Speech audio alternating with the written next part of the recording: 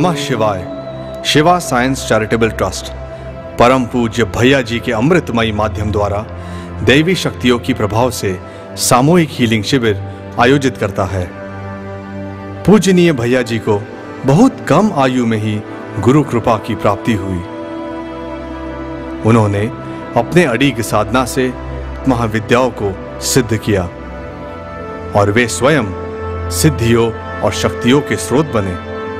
परम पूज्य भैया जी हीलिंग शिविर में मंत्रोच्चारण व मात्र संकल्प से ही हमारे एनर्जी चक्रों को संतुलित और व्यवस्थित करके हमारा जीवन सुखी, निरोगी एवं संपन्न बनाते हैं। नमः शिवाय। किसी को अपनी आध्यात्मिक उन्नति करनी हो तो उसमें भी तत्व क्या होता है, पॉजिटिव एनर्जी जब लगातार बढ़ती है तो वो एक स्थिति के बाद में आध्यात्मिक उन्नति आ जाती है। एक्चुअल क्या होता है, जो बृहस्पति होते हैं, हमने कहा आकाश चक्र, आकाश तत्व और बृहस्पति ग्रह, तो उसमें बृहस्पति क्या हुए, ये ज्ञान के माने गए हैं, देवताओं के गुरु माने गए हैं। तो जिसमें दैवीय शक्तियाँ आती हैं और जो इस स्थिति तक आता है जिसका आकाश तत्व शुद्ध होता है, वो आध्यात्मिक उन्नति को अपने आप प्रवेश करता है। अगर तत्व शुद्धि होती है और आकाश तत्व शुद्ध हो जाता है तो आध्यात्मिक प्रवेश के लिए आप तैयार हैं, आपको आपके लिए गेट ओपन हो जाते हैं। अगर आकाश तत्व शुद्ध हो गया तो आकाश तत्व का चक्र है विशुद्धि। विशुद्धि मतलब ये शुद्ध हो गया। विशुद्धि चक्र में आकाश तत्व है, ग्रह है बृहस्पति। इसका सीधा सा मतलब है कि इसने अपने आकाश तत्व को शुद्ध कर लिया। इसके लिए इसको बृहस्पति की, देवगुरु बृहस्पति की कृपा अभी इसके योग हो गया और इसको मिलना चाहिए। आध्यात्मिक उन्नति दे दो। सूर्य को आप भगवान मानते हो, गुरु नहीं मानते। मंगल को आप गुरु नहीं मानते, शुक्र को आप गुरु नहीं मानते, शनि को आप गुरु नहीं मानते। लेकिन यहाँ पे जो विशुद्धि चक्र है उसको, वहाँ पे जो बृहस्पति है वो उनको गुरु मानते हैं, देवगुरु बृहस्पति, राइट। तो वहाँ पे ये गुरु के पास आ गए। अगर अपन ने आकाश तत्व शुद्ध कर दिया तो हमारे शरीर में स्थित जो गुरु शक्तियाँ हैं हम उनके क्लोज आ गए। हमारे अंदर आपका गुरु आप में आप बनकर बैठा है। अपने अंदर आपका जो गुरु तत्व है उसके आप क्लोज आ जाते हैं। अगर विशुद्धि आकाश तत्व शुद्ध हो जाता है तो तत्व सिर्फ ऐसा नहीं है कि शरीर के स्वास्थ्य के लिए, मन की शांति के लिए, जीवन की सफलता के लिए है। और अपने आध्यात्मिक उन्नति के लिए। अगर आप पूर्णता से और अच्छी तरह से जीवन जीना चाहते हैं तो भी यूनिवर्स की एनर्जी से कनेक्ट होना कंपलसरी है। अगर आप सुख भोगना चाहते हैं, जीवन जीना चाहते हैं, संतुष्टि से सब कुछ भोगना चाहते हैं, तो भी आपके शरीर को स्वस्थ रहना होगा। और अगर आप आध्यात्मिक उन्नति लेना चाहते हैं तब भी आपके शरीर को स्वस्थ रहना होगा और प्लैनेट्स की एनर्जी से कनेक्ट होना पड़ेगा। आप कुछ भी चाहते हैं लेकिन प्रकृति की एनर्जी से आपको कनेक्ट तो होना ही पड़ेगा।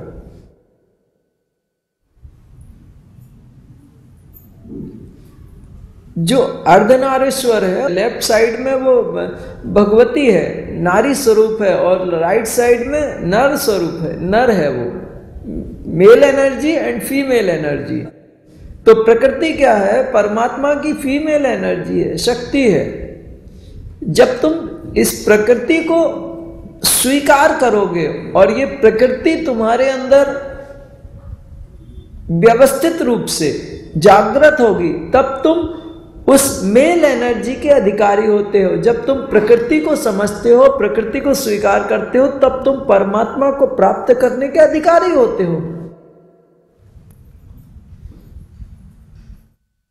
अगर प्रकृति के साथ तुम्हारा सामंजस्य नहीं है, तुम्हारा शरीर ही कमजोर है, तो तुम साधना भी कैसे कर पाओगे। और अगर प्रकृति के साथ तुम्हारा सामंजस्य नहीं है, कनेक्टिविटी नहीं है, तो तुम जो खाना खाया है वो खाना खाने के बाद डाइजेस्ट कैसे करोगे। दूसरी बात एक है कि तुम कितना खाना खाओगे। जो नेचर की एनर्जी है वो तो नेचर की एनर्जी है। सब कुछ खाना खाने से सिर्फ पूरी एनर्जी नहीं मिलती कि आपने खाना खा लिया और बहुत स्वस्थ हो गए।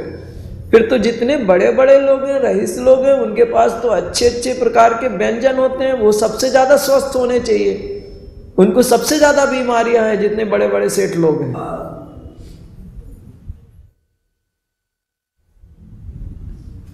जिनके पास ज्यादा साधन है वो ज्यादा बीमार है। जिसके एक लेबर है, मजदूर है, वो रोज सुबह काम करने को जाता है, उसको ब्लड प्रेशर नहीं है, उसको शुगर नहीं है, उसके घुटने दर्द नहीं करते। क्यों? क्योंकि उसके पास वो साधन नहीं है। हम लोगों के पास साधन ज्यादा हो गए, इसलिए हम लोग हाथ पैर चलाते नहीं हैं, पूरे मशीनों से काम करते हैं, इसलिए हम प्रकृति के साथ कनेक्ट नहीं है, मशीनों के साथ कनेक्ट है। वो मजदूर बेचारा, उसके पास कुछ नहीं है, इसलिए वो रोज सुबह निकलता है और शाम को वापस आता है, मेहनत करता है। तो जो खाना खाता है, जब इतनी मेहनत करेगा तो अपने आप डाइजेस्ट होगा।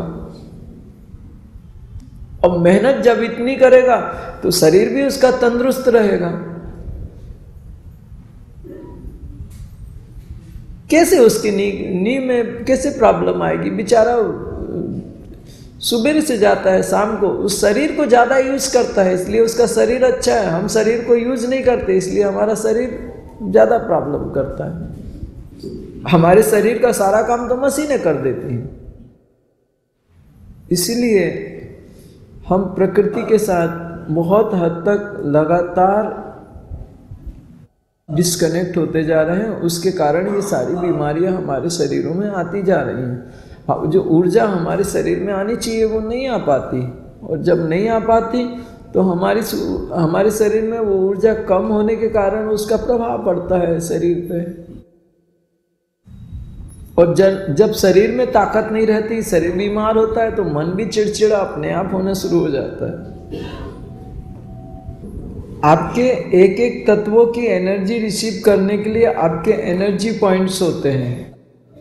जैसे आपको शनि ग्रह की एनर्जी रिसीव करनी है, तो आपका जो मूलाधार चक्र है वो आपको शनि ग्रह के साथ जोड़ता है। अगर वो रिसीविंग पॉइंट ब्लॉक हो गया या वो चक्र बंद हो गया, ब्लॉकेज आ गए, तो उस प्लैनेट्स की एनर्जी से आप कनेक्ट ही नहीं हो सकते, अच्छी तरह से कनेक्ट नहीं हो सकेंगे। तो वो जो ब्लॉकेज आते हैं उनको निकाल दिया जाता है, फेंक दिया जाता है। उसके कारण क्या होता है कि उस एनर्जी के साथ आप कनेक्ट हो पाते हैं। तो वो एनर्जी जब आपके शरीर में आनी शुरू हो जाती है तो वो शरीर को जो चाहिए वो एनर्जी मिल जाती है और शरीर रिलैक्स होना शुरू कर देता है। अगर शरीर में जल तत्व की एनर्जी या किडनी की प्रॉब्लम है या रिप्रोडक्टिव ऑर्गन्स हैं या कई साइटिका है या कुछ ऐसी कोई भी प्रॉब्लम्स है, तो शुक्र ग्रह की एनर्जी, स्वादिष्टान चक्र शुक्र ग्रह की एनर्जी से आपकी बॉडी को कनेक्ट करता है। वो एक कनेक्टर है आपकी बॉडी को और उन प्लैनेट्स की एनर्जी को कनेक्ट करने वाला। अगर वो ही ब्लॉक हो गया या वो डेड हो गया तो कैसे आप उस एनर्जी को रिसीव करोगे। मान लीजिए सिग्नल आ रहे हैं, आपकी टीवी के लिए कोई डिश एंटीना लगाना पड़ता है कि नहीं लगाना पड़ता। मान लीजिए वो डिश एंटीना हिलता भी है, कभी मूव कर जाता है हवा वगैरह में, होता है। अब हो गया वो डिश एंटीना मूव हो गया, अब आप उस डिश एंटीना से वो सिग्नल रिसीव नहीं कर पा रहा। अब आप टीवी को कितना रिपेयर करना शुरू करोगे कि डिश एंटीना को ठीक करोगे। वो व्यक्ति ना समझ है कि डिश एंटीना हिल गया और वो टीवी को पिक्चर ट्यूब को खोल के देखे और ये प्लेट को खोल के देखे, उसको डायोड बदले, उसका ट्रांजिस्टर बदले, ये क्या फालतू की मुसीबत है। ऐसे ही हमारे शरीर में होता है कि हमारी एनर्जी एक्चुअल जो एनर्जी हमारे शरीर में आनी चाहिए वो नहीं आ रही, उसके कारण हमारा बॉडी के वो ऑर्गन वीक हो रहे हैं और हम उनको रिपेयर करने को इन दवाइयों से, उन दवाइयों से, इस सर्जरी से, उस सर्जरी से, उसको ऊर्जा की जरूरत है, उसको एनर्जी की जरूरत है, उसको उस प्लैनेट्स की एनर्जी रिसीव कर दो, वो अपने आप शक्ति उसमें भरती जाएगी। उसमें शक्ति नहीं है काम करने की। क्यों नहीं है? क्योंकि उसको जो उस ऑर्गन को प्रॉपर जो एनर्जी चाहिए वर्क करने के लिए, वो एनर्जी उसको मिल नहीं रही। आप उसको रिपेयर मत करो, उसको वो एनर्जी फ्लो कर दो, राइट? उसको रिपेयरिंग की आवश्यकता नहीं है, उसे एनर्जी की आवश्यकता है जिससे वो जिंदा रह सके, जिससे वो प्रॉपर वर्क कर सके। शुक्र ग्रह की एनर्जी के लिए वो भगवान ने आपके चक्रास, और ऐसा नहीं है, साइंस इन चक्रास को मानता है, लेकिन उस पे काम करने के लिए या कोई आदमी चाहता है, आदमी को शरीर में दर्द हुआ, उन्होंने भयंकर दर्द हुआ, एक पेन किलर ले ली, उसको लगता रिलैक्स हो गए। ये भाई पेन किलर ले ली तो पेन मर गया कि पेन का एहसास मर गया? बॉडी और ब्रेन की जो कनेक्टिविटी है उसको डिस्कनेक्ट कर दिया उस पेन किलर ने। एक और मुसीबत आ गई अब, जो तेरे बॉडी और ब्रेन में जो कंटिन्यू जो एक कनेक्टिविटी थी उसमें अगर बार बार पेन किलर खाओगे साइड इफेक्ट्स आ रहे हैं उसके। दर्द तो जैसा का तैसा है, मतलब एक प्रॉब्लम आ गई उससे आंख बंद कर ली आपने, प्रॉब्लम सॉल्व नहीं की।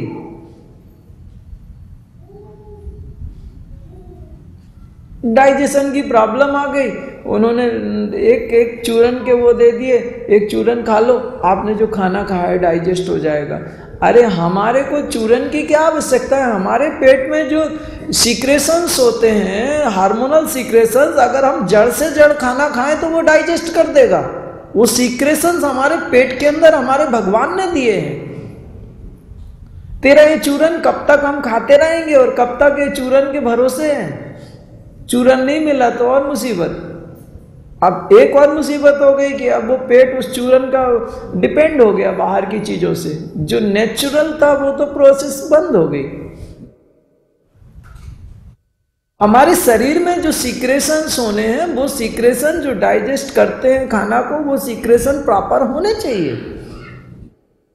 वो क्यों बंद हुए? वो नेचुरल है, वो क्यों बंद हुए? क्या कारण है? उनको सुलझाया जाना चाहिए।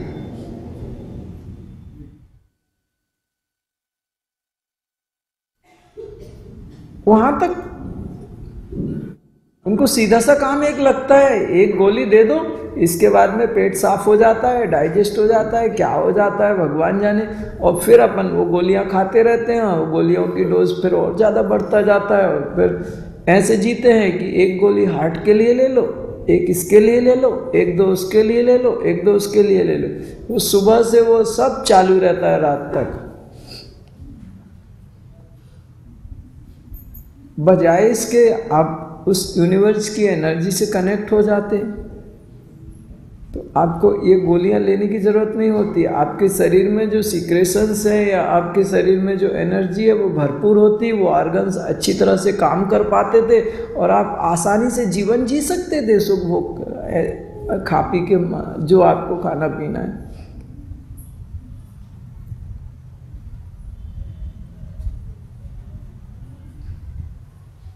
एक एक प्लैनेट से आपको एक एक चक्राज आपको उस प्लैनेट की एनर्जी को फ्लो करते हैं। तो उसमें सिर्फ तत्वा में हम यही करते हैं कि जो जहाँ ब्लॉकेज हैं, ऐसी व्यवस्थाएं जहाँ जो आपको प्लैनेट्स की एनर्जी से कनेक्ट नहीं होने दे रही, वहाँ को कनेक्ट किया जाता है ताकि आप रिलैक्स हो सको, तुरंत आपको आराम आ सके, तुरंत उसका प्रभाव आपके शरीर पे आ सके, मन पे आ सके, जीवन पे आ सके।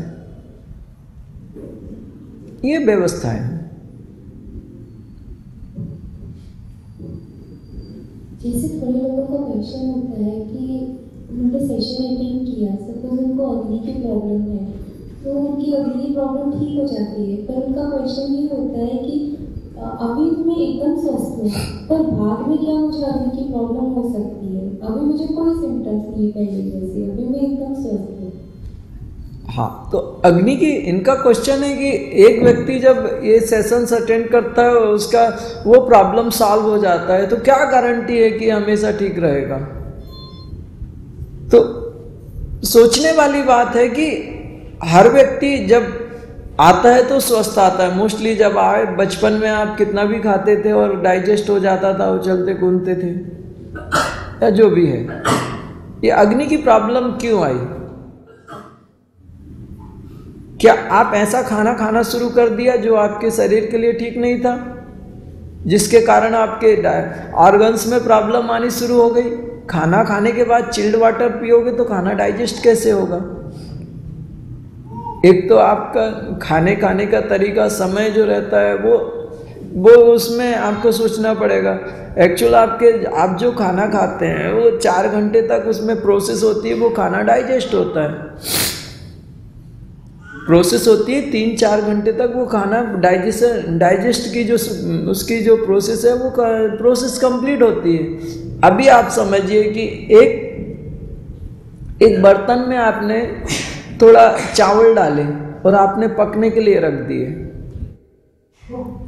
हाँ, वो मान लीजिए कि वो 15 मिनट में वो राइस आपका तैयार हो जाता है। अब 5 मिनट बाद आपको याद आया कि 3 लोग और आने वाले हैं। 5 मिनट तक वो राइस पक गया। 5 मिनट बाद आपने उसमें थोड़े चावल डाल दिए, थोड़ी पानी डाल दिए। अब वो राइस पकेगा क्या? नहीं पकेगा ना। ऐसे ही आपके शरीर में आप जो खाना खाते हैं,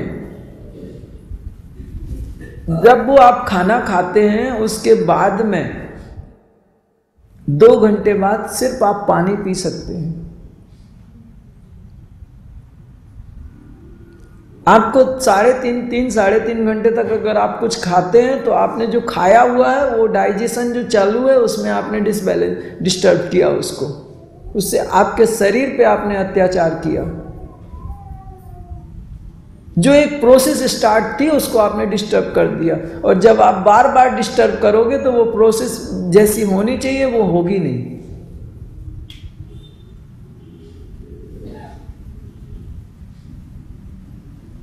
ऐसे ही कई कारण होते हैं। आप खाने में भी जब हमने देखा कई बार लोग ऐसी व्यवस्थाएं होती हैं जो नहीं होनी चाहिए और नहीं करनी चाहिए वो करते हैं, वो उसके कारण उनका डाइजेशन डिस्टर्ब हो जाता है। दूसरी बात, अगर हम दिन भर कोई काम नहीं करते और हम जड़ भोजन खाएंगे, हम बादाम खाएंगे, हम काजू खाएंगे, हम ड्राई फ्रूट्स खाएंगे, बहुत भारी भोजन खाएंगे और हम काम नहीं करेंगे तो हमारे वो डाइजेस्ट कैसे होगा? जिस दिन मान लीजिए अब बरसात के कुछ ऐसे जब सीजन चेंज होता है उस समय बिल्कुल हल्का भोजन करना चाहिए, क्योंकि उस समय अपनी जठराग्नि मंद हो जाती है। जब ठंड बढ़ती है तब आप अच्छा जड़ भोजन, अच्छा घी दूध खूब बढ़िया खाओ, बादाम खाओ और अच्छी कसरत करो तो वो सब डाइजेस्ट होता है और आपका शरीर बनता है। अगर आपने बारिश में ये घी दूध और बादाम पिस्ता ये सब खाया और उसके बाद बैठ गए, अब वो कहाँ जाए, कैसे पचेगा? प्रकृति जो रहती है वो ठंड में आपकी डाइजेशन जो अग्नि होती है जठराग्नि वो ज़्यादा बढ़ जाती है, उस समय आप वो पचा लेती है। लेकिन उसके बाद में जब ठंड जाती है, बारिश या गर्मी में उतनी जठराग्नि नहीं रहती। अगर आप उतना जड़ खाना खाओगे वो डाइजेस्ट नहीं होगा, और जब वो डाइजेस्ट नहीं होता तो क्या होता है, वो खाना वहाँ पे पेट में रुक जाता है और रुकने के बाद वो खाना सड़ना शुरू हो जाता है, वो मल सड़ जाता है और वो आपके शरीर में जहर के जैसे हो जाता है। फिर वो ऑर्गन को खराब करना शुरू करता है, आपके शरीर पर उसका दुष्प्रभाव आता है। जो खाना डाइजेस्ट नहीं हो पाता वो मोस्टली प्रॉब्लम ये होती है कि वो उसका एक हिस्सा रुक जाता है, वो शरीर के बाहर नहीं निकलता। जो ऑर्गन्स हैं उन ऑर्गन्स के ऊपर एक लेयर बना लेता है वो। जैसे आप कोई लोहे का आयरन होता है ना, आयरन के ऊपर रस्ट आनी शुरू हो जाती है, ऐसे आपके ऑर्गन्स होते हैं उनके ऊपर वो खाने की लेयर बन जाती है। उसकी वजह से क्या होता है, आपके ऑर्गन्स वो उनकी जान वो उनमें ताकत नहीं रहती, वो सेल्स में वो मसल्स वीक हो जाते हैं, वो खाना सड़ा हुआ खाना चिपका रहता है उसमें। उसको आयुर्वेद में कुपित मल कहते हैं। वो मल कुपित हो गया है, क्रोधित हो गया और अब तुम्हारे शरीर को नष्ट करना शुरू कर रहा है। कई रीजन्स हैं ऐसे। मैं आपको याद दिलाता हूं, भूख से लोग बहुत कम परसेंटेज है जो लोग भूख से मरते हैं। ज्यादा खाने से लाखों करोड़ों लोग मर रहे हैं। ज्यादा खाने से लाखों करोड़ों लोग मर रहे हैं। एक कथा आती है, ब्रह्मा जी ने जब सृष्टि बनाई तो हर प्राणी को बोला तुम ये खाना, तुम ये खाना, तुम ये खाना, तुम ये खाना, तुम ये खाना। तो अन्न देवता सबसे लास्ट में बोले, भगवान आपने बोला तुम ये खाना, तुम ये खाना।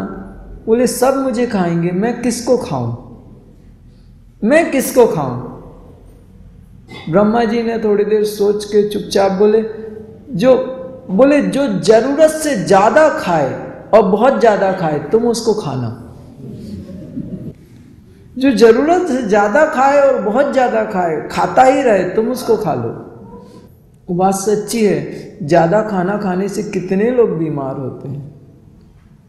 जो जैन लोग होते हैं, उनके साधु होते हैं, वो ज्यादा उपवास करते हैं। तो उन्होंने क्या किया, ज्यादा उपवास किया तो आपके जो डाइजेशन के सीक्रेशंस होते हैं वो बहुत सॉलिड होते हैं। इतने सॉलिड होते हैं कि एकदम उनमें इतना पावर रहता है कि कैसा भी खाना हो उसको डाइजेस्ट कर देते हैं। इतने तेज होते हैं वो सीक्रेशंस।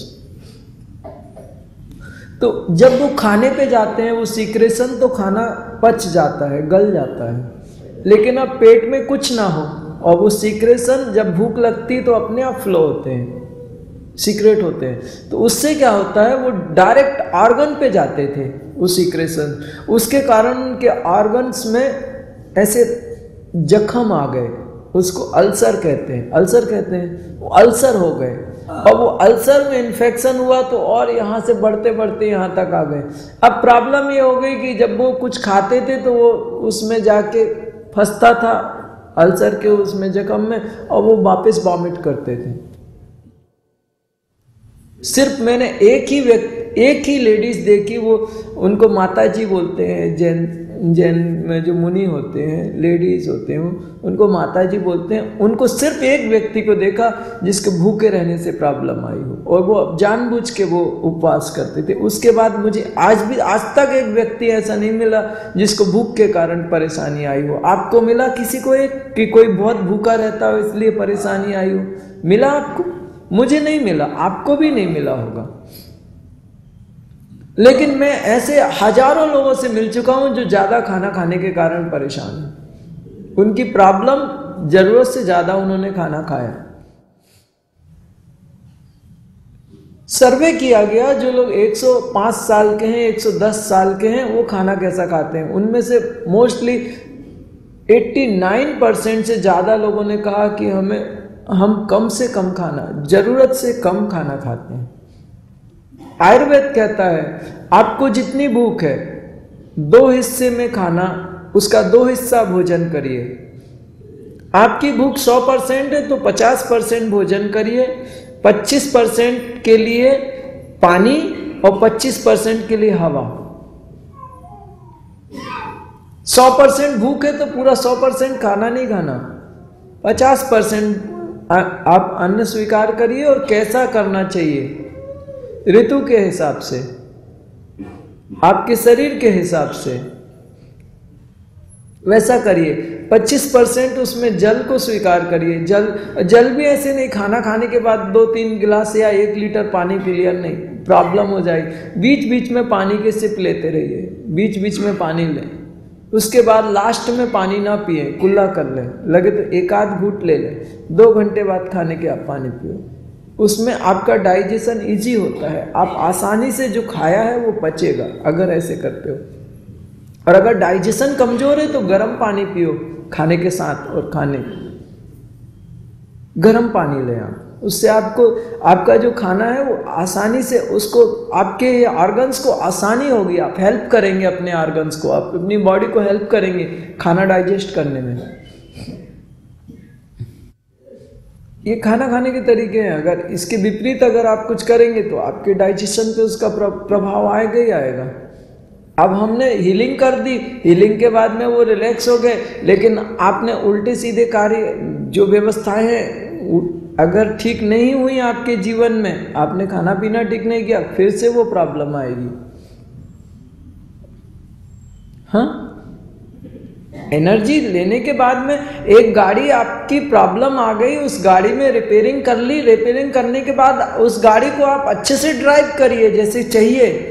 अगर उसके गियर बदलने हैं तो क्लिच तो पुश करिए, आप क्लिच पुश नहीं कर रहे हैं और गियर बदल रहे हैं तो गियर तो कड़कड़ कड़कड़ करके टूटेंगे ही टूटेंगे। उसमें वो इंजीनियर की प्रॉब्लम नहीं है, उसमें आपकी ड्राइविंग की प्रॉब्लम है।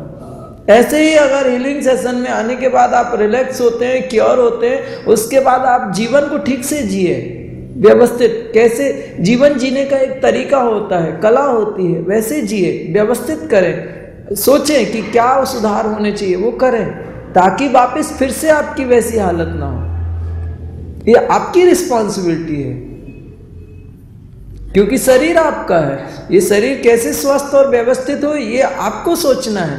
और नहीं आपको आता तो पूछो उसको, लेकिन उसको शुरुआत तो करो, कोशिश तो करो कि सही जीवन कैसे जिए, या अच्छी तरह से भोजन क्या करना चाहिए क्या नहीं करना चाहिए वो जानो पहले, और कैसे करना चाहिए और कितना करना चाहिए और किस समय पे करना चाहिए।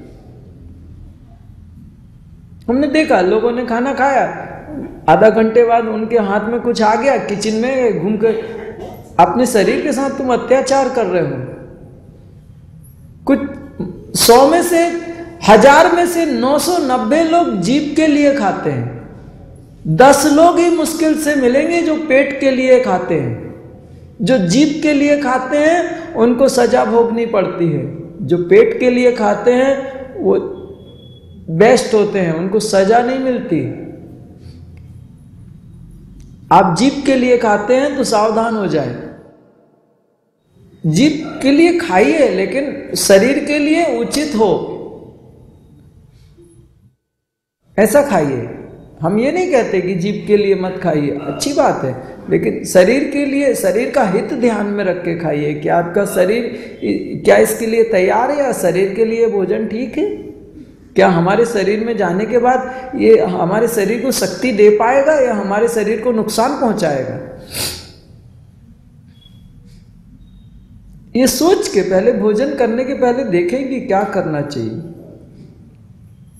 कैसे करना चाहिए, कब करना चाहिए, कितना करना चाहिए, और भोजन करने के बाद वो डाइजेस्ट हो पाए ऐसा भी कुछ करिए।